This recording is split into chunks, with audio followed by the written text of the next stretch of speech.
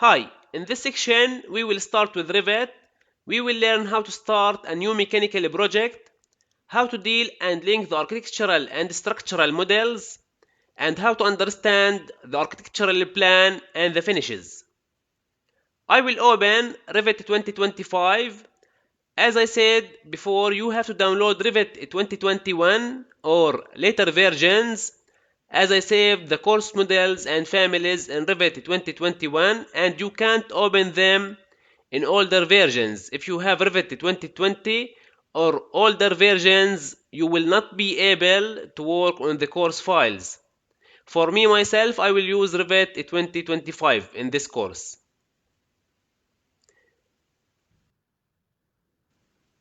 This page is the Revit homepage.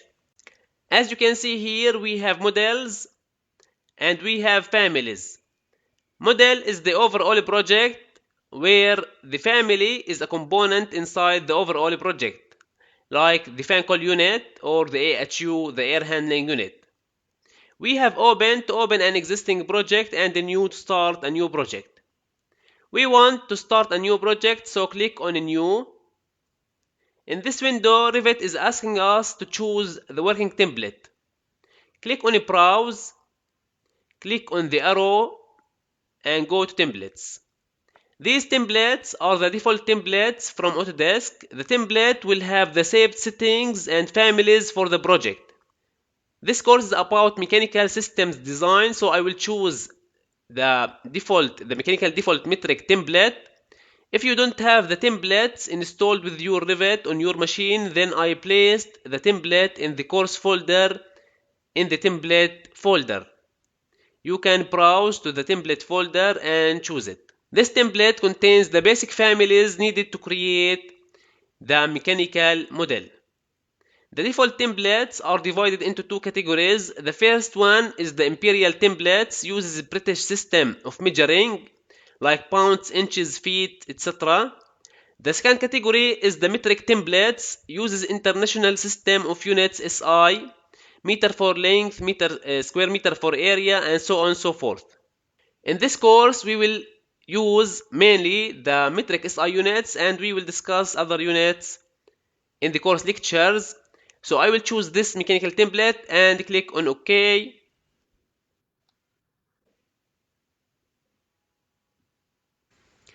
This window is Revit user interface. We call this window the ribbon window. It consists of tabs.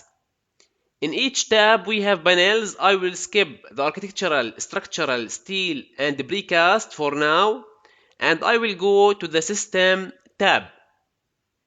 In this tab we have the HVAC panel, fabrication panel, MEP detailing panel, B&ID panel, mechanical panel, plumbing and piping panel, electrical panel, model panel, and finally the work plan panel. So again, this window is the ribbon window. In the ribbon window we have tabs. In each tab we have panels. In each panel we have the project categories and set of tools. For example, in the HVAC panel we have the duct category, duct fitting category, air terminals category. In the mechanical panel we have the mechanical equipment category. In the plumbing and piping we have the pipes category, plumbing equipment category, and plumbing fixture category, and so on and so forth. Now in each category we have families. For example, in the mechanical equipment category we have this family. In this family we have one or more types. It's important to understand this hierarchy in Revit. So again, in the category we have families. In each family we have one or more types. In this course we will use mainly this tab, the systems tab, for the HVAC design, HVAC systems design, for the plumbing systems design, for the firefighting design. We use usually this tab, the systems tab. We will use the other tabs in the coming lectures, but there is something important you have to check when you start a new project: the project units. To check them, go to the Manage tab to project units, check the common units, make sure that you are using the needed units. In some countries they use centimeter, in other countries they use millimeter, so double check the units that you want to use. Check the HVAC units, the airflow. I will keep it liter per second, and the pressure I will keep it in Pascal. Another thing you have to add at the beginning of your project, the project information, the general data of the project. The information that we add in this window are important because they appear automatically when we create the sheet. We are going to create the sheets in the coming lecture, so these information over here will appear automatically on the sheets. For example, for the organization name, I will type BIM-KHE. For example, for the organization description, BIM services provider. Building name, the name of the project, luxury house. And here type your name. For the issue date, type the date. And for the project status, work in progress, WIP. Client name, I will type, for example, Udemy. And we need to add the address, the name, and the project number. So these information are important once you start a project because they will appear in the sheet. Now let's talk about these two windows. This window is the properties window, and this window is the project browser. From project browser, you can navigate between the project views. These two windows are very important. If you cannot find them over here, then go to the View tab, to User Interface, and activate the Properties window from here, and the Project Browser. I prefer to keep the Properties window on this side, and the Project Browser at this side of my screen. Everything in Revit has properties, even the view itself. The properties over here are for the 1 meg view. As you can see, we have the scale and other properties. We will talk about them in details in the coming lectures. Now I want you to go to the 3D view. The 1 meg view is a 2D view. How to open the 3D view of the project? We have two options, either from the quick access toolbar or from the project browser. As you can see in the default template, we have two default levels. Level 1 and its elevation is 0, and level 2 and its elevation is 4000 millimeter. Levels in Revit are very important. Very important. Why? Because all project elements will be connected and attached to these levels.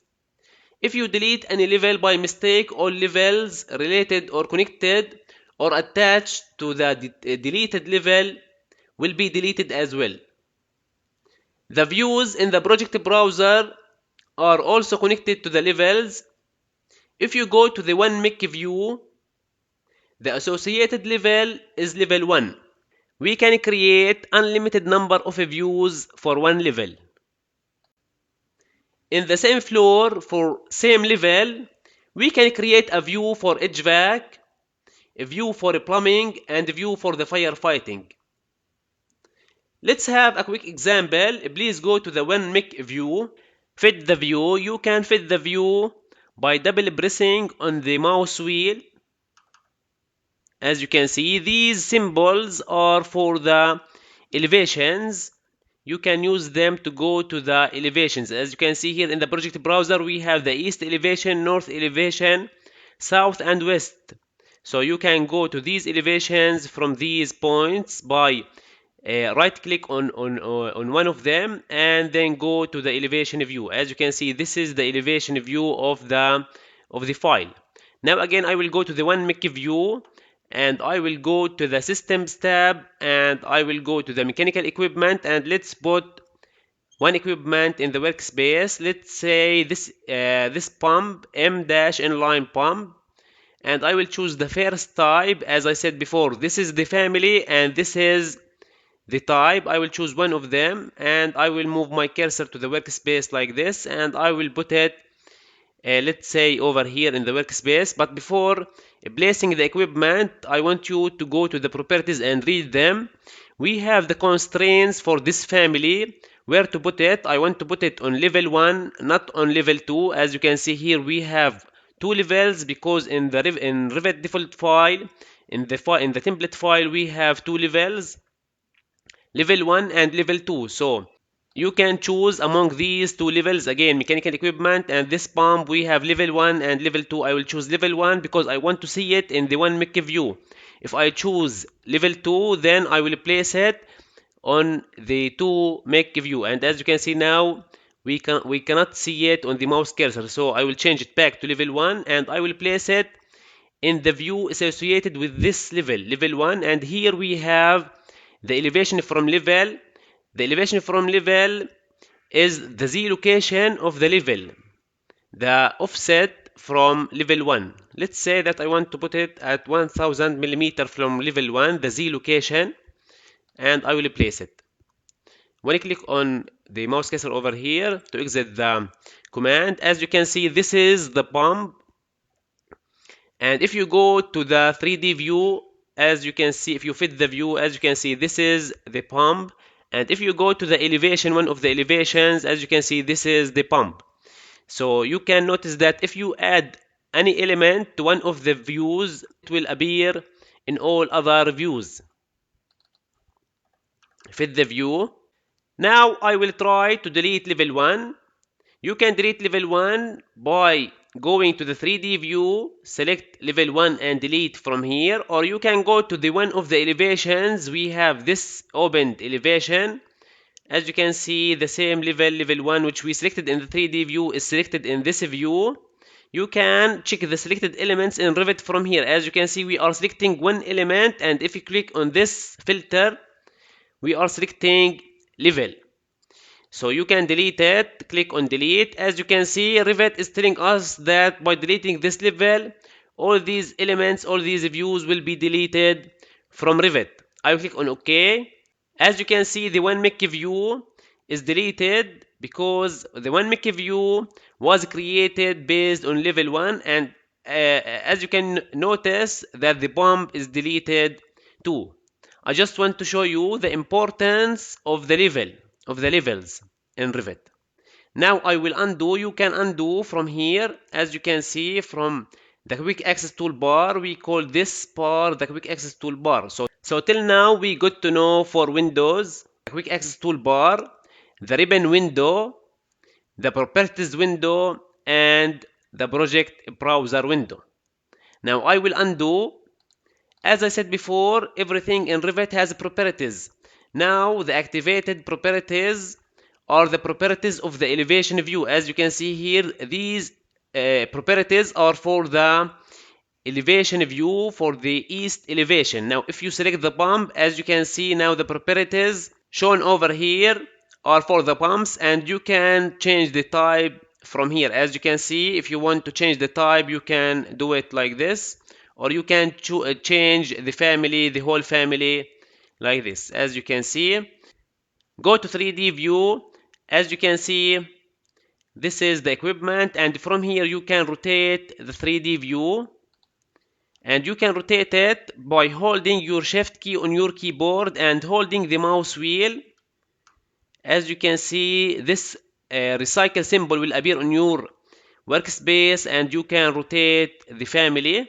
Again, hold shift key on your keyboard and hold the mouse wheel to rotate the view. Now the question, how to define the HVAC project levels. As you can see, we have two levels from the template, but in the project which we are going to work on this course, we have more than two levels. We have maybe 7 or 8 levels. We usually take the levels from the architectural model, but before taking the levels from the architectural models, we need to learn how to link the architectural and structural models, and that's what we are going to learn in the next lecture. For now, I will select this element, I will delete it, and I am going to save the file. I will go to the course folder, browse to where you are keeping your course folder, go to models, one click just to take the name, and from here change the arc to HVAC, as we are going to use this file to create our HVAC design, and save the file. So in this lecture, we created the HVAC Revit file. We talked about the ribbon window. We said that ribbon window consists of tabs, the system's tabs, insert tab, annotate, and so on and so forth. In each tab, we have panels. In each panel, we have the categories that we are going to use to create the HVAC design. In each category, we have families. In each family, we have one or more types.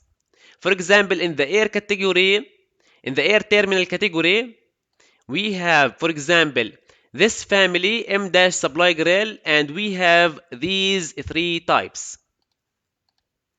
We learned that we have we talked about the properties window, and we talked about the project browser. We use it to navigate between the project views from the 2D plan view. As you can see, this is a 2D view, this is a 3D view, and all the views are interrelated to each other.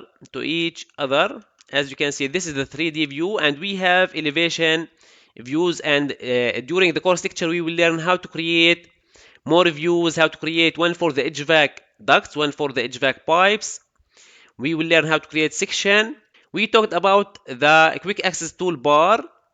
As you can see, we have the tools that we use frequently, like save, undo, redo. We have tools to print and to place dimensions. We are going to discuss them in details in the coming lectures. Here we have these tools, the view graphics, to control the view graphics. We will talk about them. And here we have the selection toggles. We will discuss them when we link the architectural and structural models. Now I will go to the BIM-KHE view. As you can see, we have three opened views. How to close them? From the quick access toolbar, as you can see here, we have this tool, close inactive views. The BIM-KHE view is the active view. These two views are the inactive views. So once I click on this tool, we are going to close these two windows, as you can see. Now I will save the file, and I will close it. In the next lecture, we are going to link the architectural and structural elements in our HVAC file. Thank you very much, and see you in the next lecture.